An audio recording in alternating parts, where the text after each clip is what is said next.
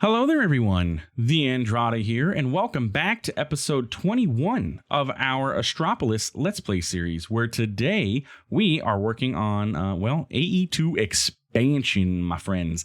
We are getting ourselves some CPUs, we're getting ourselves some assembly chandeliers, we're making it so that we can process all of the things, and it's great. So yeah, let's get started. Welcome back, my friends, to another wonderful day here in the world of TheAndrata, where, well, as you can notice, few changes have been made to our overall design of our base here. So before we begin, though, I do want to point out I have installed two new mods to our mod pack. First thing first, you're going to notice on my hotbar down here, I got myself a nice dank. Dank storage has been updated for 1.19, which is great. The dank is another one of my favorite mods ever because it allows for, it just allows for inventory management. Okay, inventory in Minecraft, that is the worst part of playing Minecraft, is managing inventory. That's why I love jumping to a digital storage system. It's why I love the backpack system and everything. Like digital storage, backpack, anything that makes managing your overall inventory better for modded Minecraft is better overall, because you end up with a lot of stuff. Like look at all these different, like, every mod adds its own wrench, its own different tool, all of its own different stuff, and keeping track and keeping it all organized is just it's a pain overall. So anything that I can add that helps with inventory management, I'm a fan of. I'm gonna take it. I don't feel like it's against the spirit of the pack for me to install this. It's not an expert pack or anything like that. And at this point, even if it was, I have the resources to make almost everything that we would need. So I feel no guilt doing this. I know some of you out there, you don't like adding mods to your packs, and that's perfectly fine. Play it as the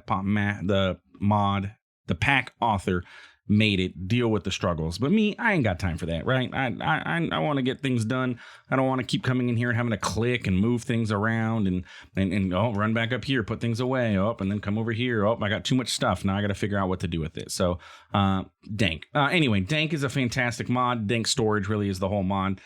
Chain, they are fairly not the most difficult thing to craft. Coal for the tier 1, and then you use that to make the tier 2, which you use to make the tier 3, and I upgraded myself to tier 4, which is just emeralds, and I think that's more than enough storage for what we need. It can hold 16,384 items per stack, and the beauty of the dank versus something like the backpack, which can store a whole bunch of items if you get a compressor upgrade or stack upgrades for the backpack, or if you had something like in Industrial 4 going with the Infinity backpack, is you can build with the dank, which is why I love it so much. So it has two modes. The default key is I. You have bag mode where you can put items into it. And again, each one of these stacks can hold 16,384 in each of these slots. So it's great. So I generally put all the blocks that I build with inside of here. I have never done this, and I don't know why I haven't. It makes so much sense. Cables, when we're going to build with cables, put the cables in there and everything like that. So we have cables inside of here. We have blocks and everything. We are currently set to pickup mode, which is red now, according to this, which is going to avoid slot overflow. So if I ever get to that 16,384 items in any one slot and I pick up another steel scaffolding, it'll void it. Instead of having it pop up in my inventory and take up space, it'll just void anything. Great for a non-skyblock pack if you're doing a lot of mining and everything. Dank is fantastic for that. Does have other modes. Gray doesn't pick up anything. Green picks up anything that you touch. Yellow only picks items that are inside of here, so it acts as a filter. And then red, of course. I do also have it to, this says press to unlock frequency. I don't entirely know what this button does. This is new. I'm going to assume it has something to do with like well, I'm stuck on press to unlock frequency now. Let's get out of that. There we go. The docks potentially, or maybe there's like a wireless capabilities or something. Not entirely sure. I'm also not entirely sure what these are for. I know the dock, you can hook the dock up to, and it can act as a storage. So like imagine you could use this as a storage block that can hold 16,000 per stack, something like that. But Yeah. Anyway, dank. So that's bag mode. I press I again. It's going to put it in construction mode. And the nice thing is you can build, right? I can directly build with this any of those blocks. I can also easily change it. So if I middle click, bam, now I've selected these. If I middle click, I've got that. If I middle click again, I'm back over to here. And building gadgets, which is what we have here, can pull from our dank. It acts as an inventory for that. So overall, love the dank, and it helps manage inventory. The other mod I added to the pack was a magnet. I'm tired of having items just fall and then I have to go chasing after them. I did, by the way, I know some of you have mentioned there is the magnet upgrade for not magnet. There's the magnet upgrade for sophisticated backpacks, and I got it, as you can see here. It has filtering options. It's not terribly too difficult to make, just to have a little bit of minor crafting and everything. But this sucks all items into your backpack, which was driving me crazy, having everything go into the backpack. So anytime anything fell, I had to go into my backpack, open it up, take it out, back onto my hotbar, take it out, back onto my hotbar. And I didn't like that. I wanted to go into my inventory so I can work with it immediately. Granted, yes, it is one button instead of, okay, I press E to get it from here. I have to press B to get it in here, but muscle memory, it's just E. Open up my inventory, give me my stuff. So I also can't shift or middle click if something pops up into here to place and everything like that. So yeah, anyway, magnet and dank null. Okay, you don't like it? Well, too bad, you ain't playing. Anyway, so today, as you can see, we do have a little bit of change to our structure. Like I said last episode, I was going to figure out something to do. We built our gas burning generator. I set it up and I said, okay, I'm probably going to move this to kind of sort of try and centralize storage, power gen a little bit. So I did. I just basically expanded the concept here. Steel scaffolding with the treated wood scaffolding, brought it up, and then I just made that. And again, having the building gadget is a definite boon when it comes to this. So what we have up here is the exact same setup that we had downstairs. Everything is doing its thing. I do have... did I put speed upgrades into all these? Yeah, okay. I put speed and energy upgrades into all these, so now they work like super duper duper fast. And we're cooking with fire here, right? We are out of something though. What are we out of? Hydrogen? Did I forget to set this gases output to the right? You know what I did? No.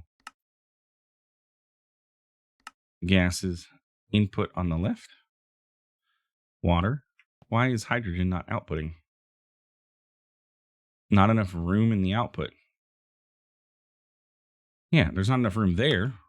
What happened? Why'd we jam up? Output 1, blue, right. Are you... Oh, you got turned?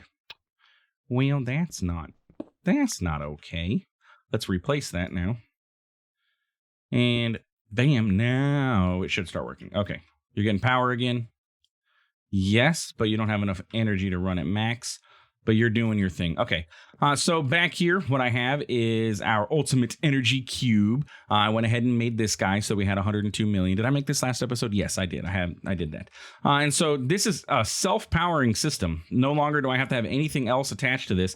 Power, it gets put into the energy cube, and then it gets pulled out to run all of our machines. As you can see, though, we don't have enough power coming into this. This has not enough room. This is requiring... 639,000 RF. I think that's how much it needs total. I don't know what it's using. 640 per tick. This is using 620 per tick. I don't understand why there's not enough, because this is outputting at 8,000, which should ultimately be more than enough. But if we're staying stable, it really doesn't make too much of a difference. Yeah, look, we bottlenecked here. It really doesn't need to be. We're bottlenecking here. It really doesn't need to be that fast. So it's fine that the electrolytic separator's running a little slow. It's okay. But anyway, so we have this going, and I did go ahead and get ourselves set up with our quantum entanguloporters. Okay, so recipe for that is fairly simple. If we go over here, quantum entanguloporters, we already had the atomic alloys and ultimate control circuits made, ready to go and taught to the system, so we can take care of that. Teleportation core, really not that difficult either. Atomic alloy and diamonds. That's basically the main cost there. The biggest thing that you guys hadn't seen me make is refined obsidian ingots, which is just that refined obsidian dust that we're already producing, put into an osmium compressor. Okay, so with some osmium in there. So that's what I have set up over here, a compressing factory where we can have refined obsidian dust come into here, turns into refined obsidian, bada bing, bada boom. There's also a recipe for refined glowstone, so we can have that come into here as well. Also learned something new, continued to watch some videos about AE2, and I am wasting channels essentially on a lot of these things because this, and I'm wasting this, like these pipes aren't needed at all apparently, which is great. We can actually, which I guess I never noticed this, if you go into your pattern provider, look, a return inventory. This can put items in and accept items back out. Ooh, ah. So instead of having items output on the back, we just set this to an input output on the top, auto eject it so that it goes into there. Bam. Now we don't have to worry about items coming in or out of this, and it saves us a channel on our controller. So yeah, I like it. Good to know. Make sure I set that to auto eject. Yeah. So now we have everything going. I also went ahead and upgraded everything to advanced, at least these three up to advanced, and they're all speed upgraded so that they're ready to go. Okay, I think that's everything that I changed in between episodes, other than upgrading those to factories as well. Also went and swapped out with the Fluix cable there instead of smart cable, I guess just to save resources. Really, what am I saving? Not terribly too much, but it doesn't, it's fine. All right, let's talk about the last and final change that I've made, because you can see here we have 21 channels being used throughout this whole thing. And we're kind of sort of like, I'm getting bottlenecked and bottomed out on our molecular assemblers and everything like that going here, okay? I need more room for crafting. I also want to get more CPUs going so I don't get bottlenecked on everything. So if we pop down here into my new basement, so I press shift down here, we have a basement available to us, and this is our CPU room. So what I have here is, well, CPUs. I went ahead and made a bunch of CPUs so we can use them for crafting. So I got some 16K crafting storages. I hooked up a co-processing unit to each one of them, multiple of them, 1, 2, 3, 4, 5, 6, 7, as well as a crafting monitor so we can see. I have a couple 64Ks and then 16Ks, and if we wrap around the room, it is the exact same setup on this side, but with more 64Ks on this side versus 16Ks. Okay, all of that is using 6 channels. If we look up here, I did add a couple more controllers to this as well. I added this one in the middle as a buffer, and then I forgot that cable anchors existed, so I really didn't need to do this because I could have just put a cable anchor to separate these dense cables, but hey, it don't hurt to have the extra. And then a quantum entangler set up here for us to get power. Speaking of quantum entangler, the way that these work, you come inside of here and you have to set the channel. So for example, I created a power channel. You can create whatever kind of channel you would like. Then you have to tell that channel what you're going to do. So up top in our, what's that guy up top? The power gen, right? In here, I have this set to power. Where's power? Power is an input from the bottom. Okay, so power is coming in from the bottom into this guy. This guy also has 102 million buffer, by the way. And then if we go down here, I go look at this guy. I set it also to the power channel. You can see it's set to power. Then I set this one to output to the top, and they're all linked together. One caveat with these things is when you make your quantum entangler and I have extras in my backpack in case we need them. I don't know why this keeps happening. It keeps putting my sword up there. When you make your quantum entangler they are configured with a whole bunch of just different inputs, outputs, and all that stuff. Like everything has configuration. I don't like that. I don't want my quantum entangler to have any settings at all, period, when I go to place it down, because I don't want something to go somewhere it shouldn't. Like if I'm trying to transport hydrogen from one block to another, and for some reason this is set to input gases on the bottom and then to the right, and then I end up dumping hydrogen into the wrong machine, I don't want that to happen. Or water where I wanted chocolate, I don't know. That's a bit of a nuclear craft. So I don't want that. So what I did is I took one of my quantum entangler and I vacanted all of the sides. So I went in here, clicked the button, clicked the button, clicked the button on all of them to clear the sides. I then went ahead and made myself what we call a configuration card. Very simple to make, infused alloys and a basic control circuit. And what this guy does is it allows you to copy configurations from one mechanism machine to another. So in this case, I have the configuration type of quantum entangler. So if I wanted to, I have this guy cleared out right now, right? So I can take this and I can shift click, and it's going to copy, it's going to pull the information out of this quantum entangler, all the configuration, all the settings and everything, and it's going to put it into the card. So now if I come over here and I, fudge around with some of these things and I set them. Now this has settings, right? All I have to do is come over here to the configuration card, right click it. It's going to inject that configuration and look, it cleared it all out for me. So that's what I do. When I make a configuration card, or when I make a quantum entanglement porter, I just use this configuration card on it, clear out all the settings so that I have a blank slate to work with, essentially. Okay, all of that being said and done, it's time to get into the meat of our episode and get to work. So I have all of our CPUs down here. Great, fantastic. We're able to do a whole bunch of crafting. I like it. I love it. I want some more of it. But what I also want more of is molecular assemblers and all of that good jazz. So what I've done is lose signal. Okay, what I've done is looked up, it was mentioned in the comments that I should look up the assembler chandelier, and that's what I have going on over here. So I looked up a guide, it's on Imgur about it and everything, and yeah, I kind of sort of made a mock setup over here so I can just kind of see how it sort of is going to lay out. As you can see here, I said asteroid bricks are my pattern providers, and the gray is going to be my molecular assembler. So this is kind of sort of what it's going to look like, okay? So basically what you have, and we're going to build one over on the other side, so it's not like this is like so confusing to you. We're going to actually build one, and then I'm going to build another one so I have two of them because, you know, why not?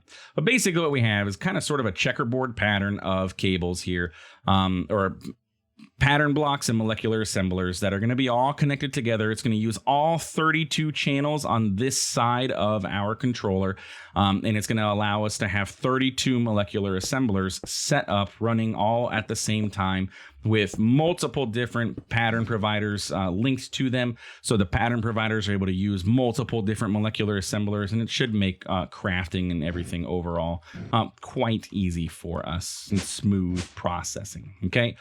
So what we need to do is, well, first TheAndrata needs to pop on over to his other computer and pull up the image of how to do this again. So bam.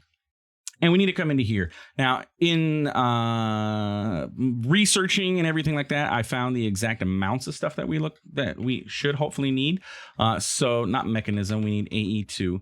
We need a total of 32 pattern providers because these are going to use the 32 channels that we have. And we need a total of 77 molecular assemblers, okay? Because we're going to have 64 on the outside, and then we have some that fit on the top, as you saw there. So it's going to kind of end like on the edges and everything. So 64 and then 13. One thing that we could put into here, which I think, did I teach the system how to make this? I made a basic card and I was looking into the acceleration cards. We could put acceleration cards into this. That would require me to make a bunch of Fluix and these advanced cards. However, before I do that, I really need to automate those guys, wherever the heck they are, the inscribers. I have a bunch of the processors and everything, but I just don't feel like automating it just yet. Probably very soon, like maybe next episode and things, but I haven't gotten there yet. So I'm not going to put acceleration cards in it now. In order to do so, I think it said you would need 335 of them. So it's a lot, and it's a lot of clicking and back and forthing.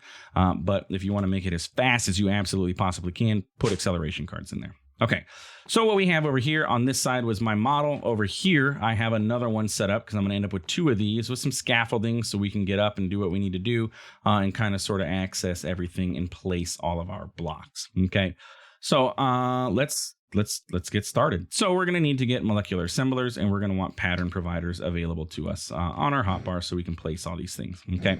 So we're going to pop up here, and our first step is to go ahead and place molecular assemblers, and I would be just a hair out of the reach here, aren't I? There we go. Place molecular assemblers in all of the corners. Now on this setup, you want a dense cable. You want 4 smart cables coming off of it in a T-shaped cross pattern. And then on those, you're going to need to put cable anchors on all of the cardinal directions, north, south, east, and west. Okay. None in the front facing or anything. But what this is going to do, it's going to make sure that your channels get routed appropriately, apparently, so that way you only use 32, because what can happen is channels can like go through this molecular assembler to a pattern provider, and then it'll come over here and it'll see that same pattern provider, so it could count as 2 channels, or you lose a channel. It just doesn't route things properly, so you lose out on all of your channel capabilities on there. So it's important to have those cable anchors set up. Okay, so what we're going to do is we're going to place like this, and we're kind of doing a little cross pattern here. Okay, so we have molecular assemblers. And then on the outside of each one of these, in these corners, so we're going to place a pattern provider here, and here, and here, and then the same thing. Okay, so we're going to go like this, and you, and then you, and you. Okay, so we should currently now have 12 channels being used. Good, and we put 12 of our pattern providers down. All right, so the next step, we're going to do another layer. And this time, we're going to take our pattern providers and we're going to put them basically on top of the molecular assemblers that already exist. So we're going to go ahead and do that. Bam. And actually, you know what? I'm doing this. Oh, that's fine. I can do this like this.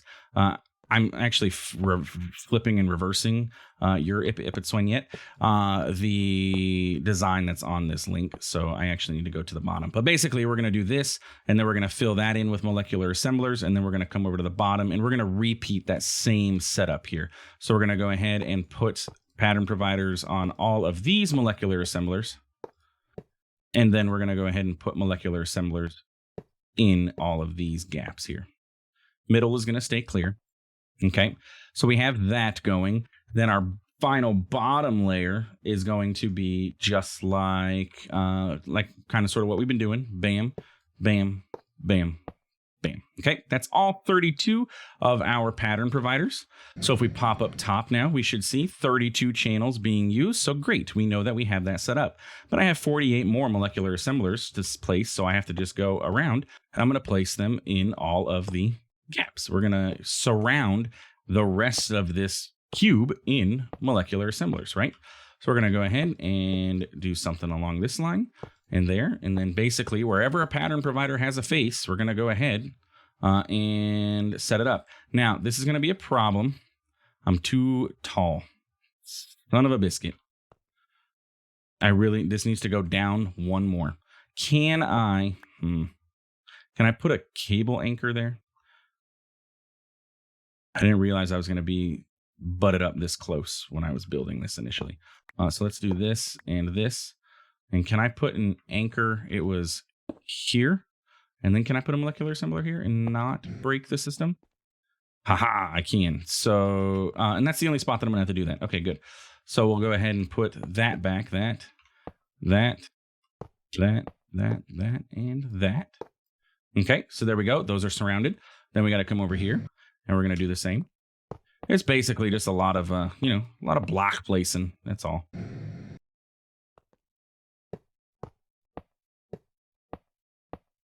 Okay.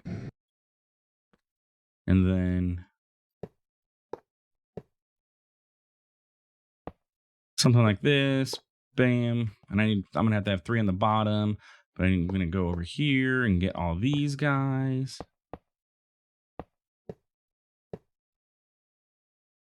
And I kind of feel like I'm going to be short because these guys could have one on the bottom too, couldn't they? Oh, I'm not short. The rest are just, I forgot that I can only hold a stack at a time. Am I putting one in the middle too here? Like, can I put one here? Sure darn can.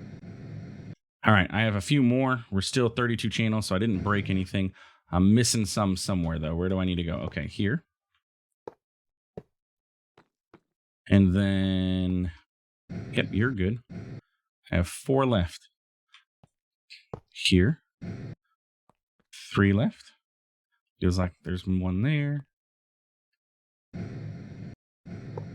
Oops. Come on. There. And uno más. Right there. Okay, perfect. Look at that. Look at this beauty. Look at this beautiful chandelier. Wouldn't you want to have this right in the center of your house?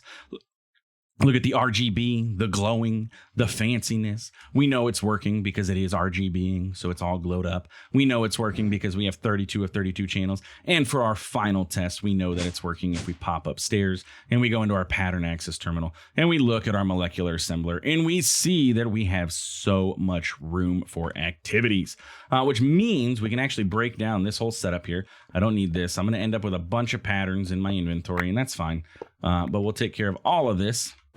And we're going to come over here and we're going to say, hey, buddy, I want you to take those and those. And then we're going to come over here. Now, one thing that I do know, or I believe it's still the case, you want to set all your stuff up vertically. I know it's, you habit to go horizontally, but if you do it vertically, okay, something funky is going on because that's the second time here. All right, Houston, I thought we were going to have a problem because that was actually game crashed that time. Last time, the desktop or my Elgato just decided it was going to stop working. This time, the game itself actually crashed. And I was like, oh no, all my items, they're on the floor. I'm going to lose them all. What in the world? But luckily, the inventory was preserved. It had enough time to save the world. So let's go ahead and put these where they belong. Okay, but anyway, as I was saying, you want to go ahead and put them vertically so that they're spaced out, spread out across all of those pattern providers. That way you don't have just one pattern provider that has all of your recipes, and then it has to wait because it's got 4 molecular assemblers attached to it, but they're not, they're being used currently. So you want to spread the love, go vertically, make sure that all of the pattern providers all have access. And man, this is a lot of crafting room. I don't know if I really need to set up a second chandelier TBH, because this is quite a lot, and that was only the first row. And honestly, I don't really know how much more. I mean, this pack, we're probably really honestly heading towards mid to late not mid to late end game, but late mid game, beginning end game. There's not really terribly too much that we have to do. We have all the resources available to us. We have auto crafting available. We have most of the major machines that we're going to need. For endgame, I need to automate the processors and everything, but really outside of that, our only major next steps are for us to go to our other planets here. So we need to go to the moon, and then we need to go to Mars, and then that's basically where it's at. Overworld cores is our major goal to make these space portal frames. Honestly, we'll see if we get to this.